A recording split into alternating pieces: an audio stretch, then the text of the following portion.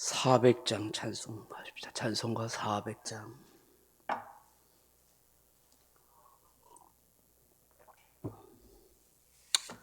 찬송가 400장입니다. 험한 시험 물속에서 나를 건져주시고 노한 풍랑 지나도록 나를 숨겨주소서.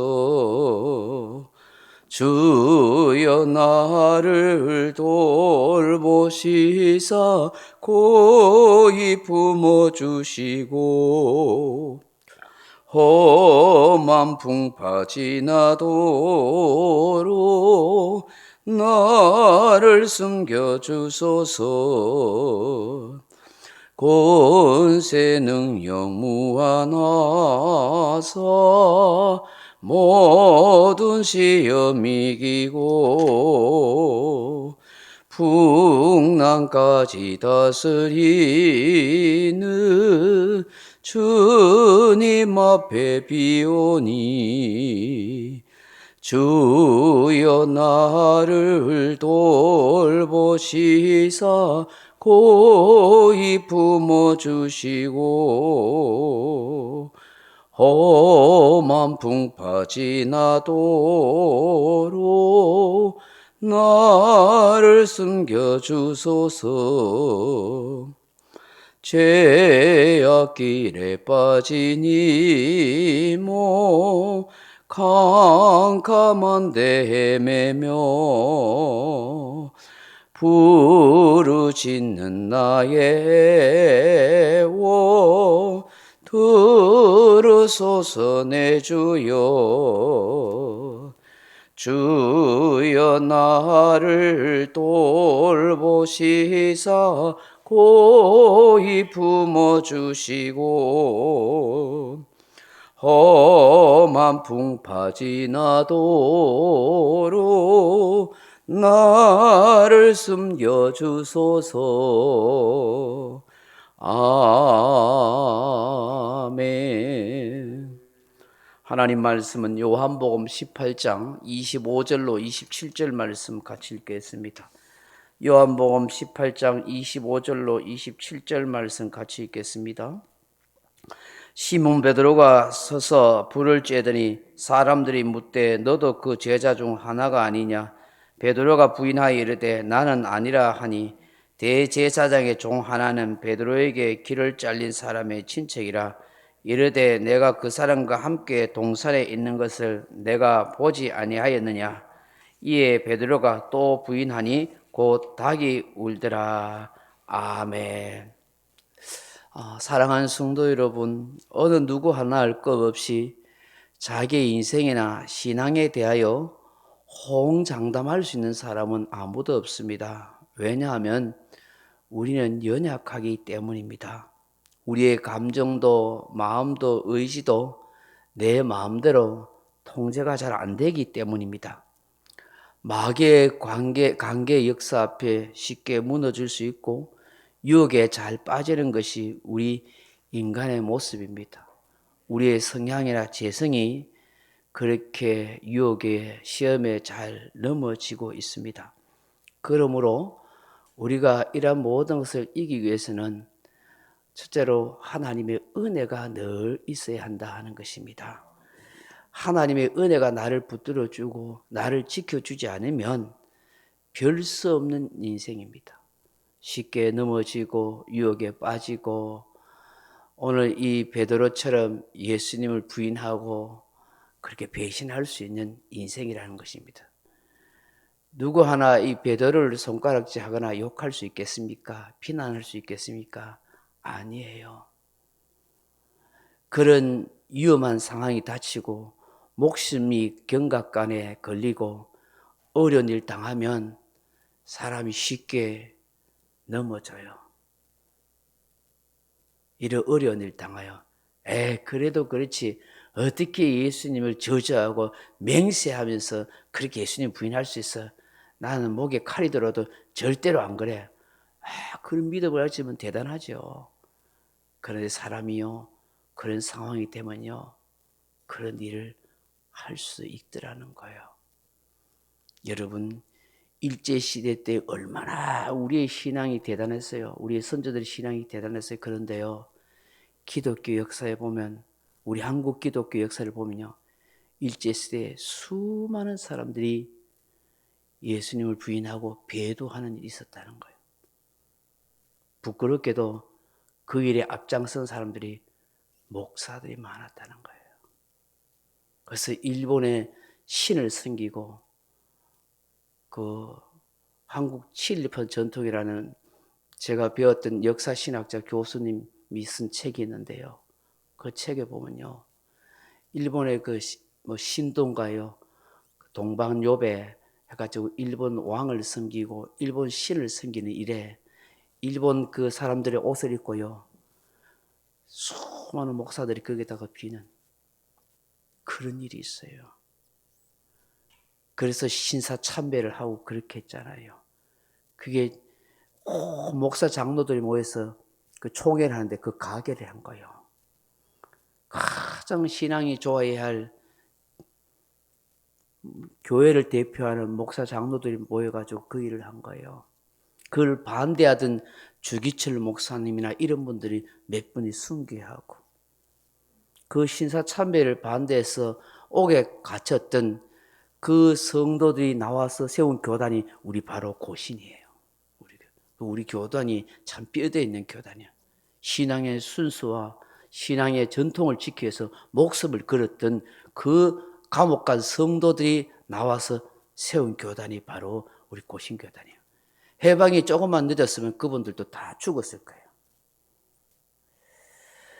그런 역사가 있는 거예요. 그럼에도 불구하고 한국 교회를 하나님이 참 이토록 부흥시키고 하나님이 교회를 지켜주신 건 사실 다 하나님 은혜인 거예요. 은혜인 거예요. 예. 그래도 믿음을 지키겠다고, 신앙을 지키겠다고 목숨 걸고 온갖 핍박과 고난을 견뎌내고 주님 바라보고 기도했던 그런 순교자적인 정신을 가졌던 성도들이 있었기 때문에 한국교회가 이렇게 다시 회복되고 부흥할 수 있어요. 그런데 혹자는 그렇게 말하잖아요.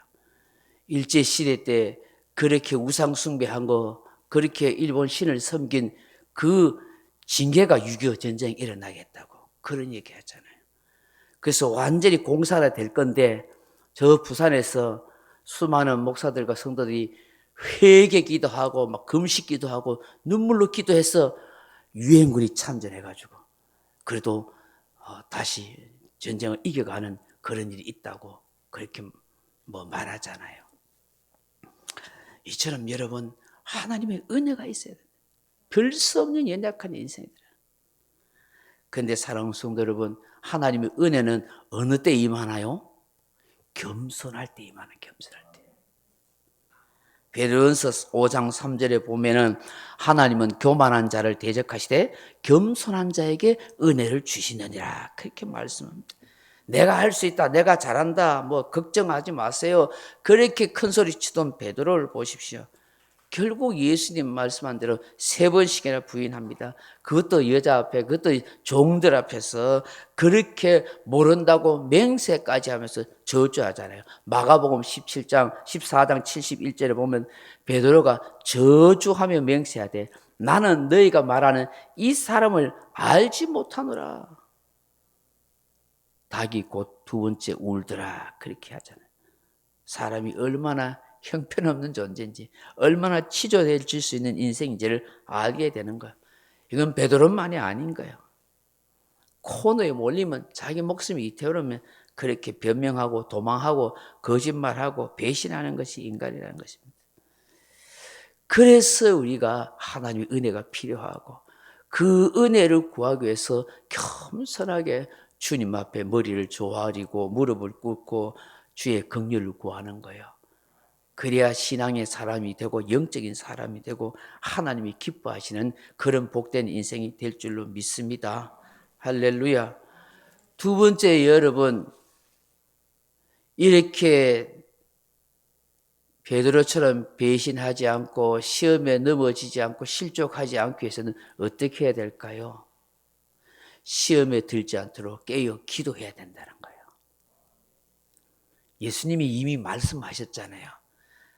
베드로를 비롯한 모든 제자들에게 겟셋마네 동산에서 기도하실 때에 너희가 시험에 들지 않도록 깨어 기도하라 그렇게 말씀하셨잖아요. 시험에 들 줄 알았거든요.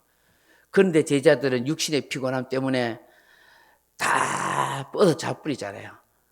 예수님이 몇 번씩이나 시험에 들지 않도록 깨어 기도하라는데 안 들어요. 예수님만 밤새도록 안타까운 마음에 땀방울 핏방울 되도록 기도했잖아요. 그러자마자 어떻게 해요? 그 대제사장의 종들과 로마 군병들이 쳐들어와서 예수님을 잡으려 하니까 혈기로 막 칼로 들어가지고 말고의 기나 자르려 하고 그렇잖아요. 다 시험 들어서 제자들 다 예수님 잡혀갈 때 내 빼고 겨우 베드로 요한이 그냥 숨어가지고 예수님 어떻게 되는가 그렇게 졸졸졸 따라가다가 결국은 예수님을 3번씩이나 부인하는 이런 어리석은 인생이 된다. 이것이 평생의 베드로의 부끄러움이 됐던 것 같아요. 그 복음서에 그대로 기록되어 있잖아요. 그걸 베드로도 알잖아요. 그래서 베드로전서에서 이런 내용을 기록하고 있어요. 베드로전서 5장 8절에 보면 뭐라고 말씀합니까? 근신하라 깨어라 너희 대적 마귀가 우는 사자같이 두루다니며 삼킬 자를 찾나니 너희는 믿음을 굳건하게 하여 그를 대적하라. 마귀에게 당했거든요. 자기가. 그래서 깨어 근신하라. 깨어 근신하라. 마귀가 우는 사자같이 우리를 삼키려고 돌아다니니까 믿음을 굳건하게 해서 저 마귀를 대적해야 된다. 그렇게 말씀하는 거예요. 결국 깨어 기도하는 사람만이 마귀를 물리칠 수 있는 영적인 힘을 가질 수 있다는 것 아니겠습니까? 할렐루야.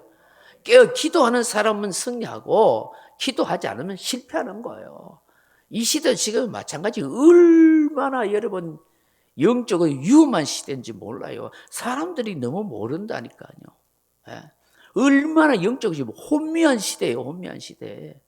지금 정신 바짝 차려가지고 깨어 믿음에 굳게 안 서 있으면요. 세상에 휩쓸려 떠내려가는 거예요. 이상한 사상들이 지금 이 세상이요. 지금 저 동해 강릉 삼척 쪽으로 지금 막 산불이 나가 절단 아닙니까? 무섭잖아요. 강풍에 막 바람이 푸니까 막 그 불길이 막 걷잡을 수 없이 가잖아요. 여러분 이와 같이 지금 세상의 파도가 영적으로는 악한 마귀가 마지막 때가 적었어요. 얼마나 사람들을 미혹하고 지옥으로 보내려고 이거 막 강하게 영적으로 혼미하게 바람을 막 불같은 바람이 불고 있는지 몰라요. 성령의 바람이 불어야 되는데 지금 한국교회 성령의 바람은 안 불고 마귀의 바람, 세속의 바람이 불잖아요. 막 넘어지잖아요. 이 코로나 바이러스 시대에 특히 믿음을 떠나고 교회를 떠나고 막 이럴수록 막 더 기도해야 되는데 안 하잖아요. 그 마귀의 밥이 되는 것이죠. 정말 깨어 기도할 때 되는 것입니다. 단 5분 하든 10분 하든 기도를 계속 해 나가야 되는 것이죠. 세 번째, 이런 베드로처럼 실패하지 않고 시험에 들지 않기 위해서 어떻게 해야 돼요? 성령 충만을 구해야 돼. 성령 충만. 기도할 때 성령 충만. 왜요? 내 힘으로 하는 게 아니니까. 성령께서 내 마음에 충만하게 역사해 주셔야만 우리가 이겨갈 수가 있다는 것이죠. 오늘 이 새벽에 주시는 이 말씀을 묵상하면서 주님, 하나님의 은혜가 필요합니다. 나에게 겸손한 마음을 주셔서 하나님의 은혜를 받을 수 있도록 도와주시고 깨어 더 기도하는 수시로 기도할 수 있는 마음이 되게 해주시고 성령 충만한 성도로 이겨갈 수 있도록 하나님 역사해 주옵소서. 그렇게 기도하는 저와 여러분 되기를 주님의 이름으로 축원합니다.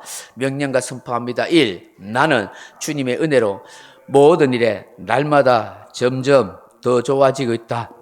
나는 오늘부터 다른 사람을 비난, 원망하거나 비판, 판단, 정죄하지 않겠습니다. 나는 하나님 다음으로 나를 사랑한다. 나는 나를 사랑한다. 교만은 독약이다. 그 어떤 경우에도 감사합니다. 나는 내 안에 살아계신 예수님 때문에 행복하다. 있을지어다. 그대로 되니라. 좋았더라. 아멘. 네, 각자 기도하시다 돌아가시기 바랍니다.